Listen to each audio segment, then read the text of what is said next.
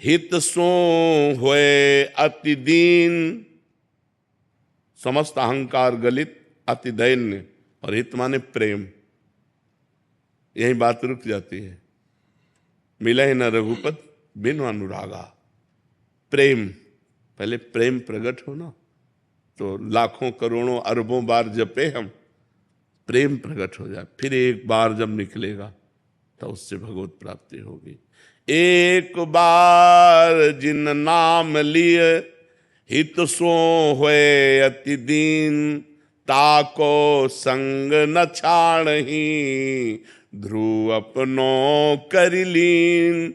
उसका प्रभु साथ नहीं छोड़ते। जो प्रेम से अति दैन्य, जिसका संपूर्ण अहंकार गलित हो चुका है और जो भगवत प्रेम को प्राप्त हो चुका है, एक बार पुकारता है तो भगवान उसके सामने होते हैं। समझ रहे ना? हाँ। और 10 नामापराधों से रहित होकर के जो भगवान नाम जप करता है वो प्रीति को प्राप्त होता है। तो हमें बार बार नाम जप करना है, सावधानी पूर्वक करना है, हमारा अहंकार गलित हो जाए हमारा, और धीरे धीरे नामाकार वृत्ति करनी है।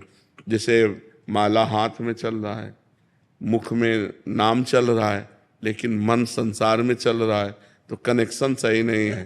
तीनों चीजें एक बार होनी चाहिए। कर में तो माला फिरे और मुख में जिह्वा माए, मनुआ 34 फिरे सो तो सुमिरन ना आए। सुमिरन किसे कहते हैं? जब मन उसी में लग जाए।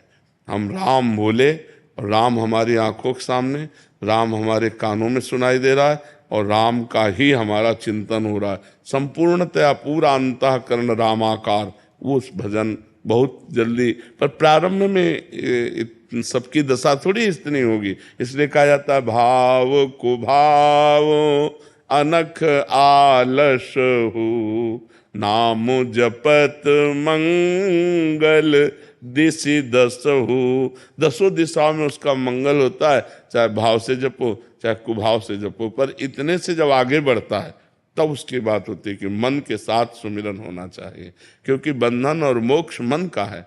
मन विषयों में लगा तो बंधन का कारण है, और मन भगवान में लगा तो मोक्ष का कारण है। भगवान अजामिल का जैसे उदाहरण, हाँ, अंतिम समय, अंतिम समय उसका अंतिम समय था, और उसने अपने पुत्र के बहाने नारायण पुकारा। लेकिन नाम की इतनी महिमा है, भगवान के नाम की, कि नारायण तो अंतिम समय, नारायण इतने में श्वास पूरी हो गई और यमदूतों ने गला दबा दिया, उतने में भगवान के पास आ गया कि अब कैसे आपका अधिकार है, क्योंकि इसने अंतिम समय में नारायण नाम लिया है। अंतिम समय के उच्चारण के कारण, नाम उच्चारण के कारण, भाव वहां नहीं था, भाव तो पुत्र का था। हाँ, बिना भाव के उसने नारायण नाम ने अपना चमत्कार दिखा दिया। यही भगवान के नाम की महिमा है। अंतिम समय के कारण उस नाम का प्रभाव पड़ा।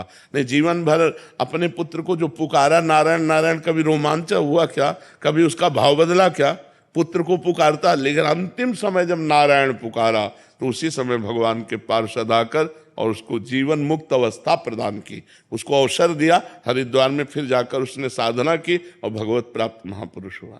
हमारे यहाँ रामचरण जी महाराज हुए भगवान आचार्य, राम स्नेह संप्रदाय के, उन्होंने फरमाया है कि अजान भजिया का यह शरणाना, तो जान भजिया का कहाँ भक्त। हाँ, अगर हम जान करके नारायण नारायण जपेंगे तो हमारा कल्याण क्यों नहीं हो जाएगा? बिल्कुल बिल्कुल। एक छोटा सा और भाव है भगवान, नाम जप, सत्संग और प्राणी मात्र की सेवा, 3 अलग अलग है, पर श्रेष्ठ मार्ग क्या है भगवान? तीनों बराबर है, क्योंकि हम जैसे नाम जप कर रहे हैं तो नाम जप बिना संत संग के नहीं होगा।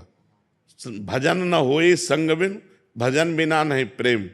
तो भजन का मूल है सत्संग, सत्संग से भजन होगा और भजन से ही प्रेम प्राप्ति होगी। और सत्संग और भजन दोनों का फल है कि समाज में, व्यवहार में, हम सब में परोपकार की भावना और भगवत भावना करें। तो तीनों का एक कनेक्शन जुड़ा हुआ है, तीनों में से एक भी हट जाए तो मामला गड़बड़ हो जाएगा। अगर हमारा व्यवहार बिगड़ गया, हम भजनानंदी हैं तो हमें भजन में विक्षेप पड़ जाएगा।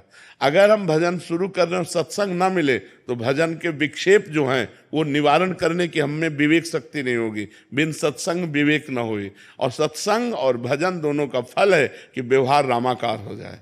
व्यवहार भगवदाकार हो जाए। इसलिए तीनों आवश्यक हैं। साधक को तीनों ही करने चाहिए, भजन करना चाहिए, सत्संग करना चाहिए और परोपकार करना चाहिए। परहित सरिस धर्म नहीं, क्योंकि बिना व्यवहार के, बिना क्रिया के हम रह नहीं सकते। एक क्षण भी बिना क्रिया किए नहीं रह सकते।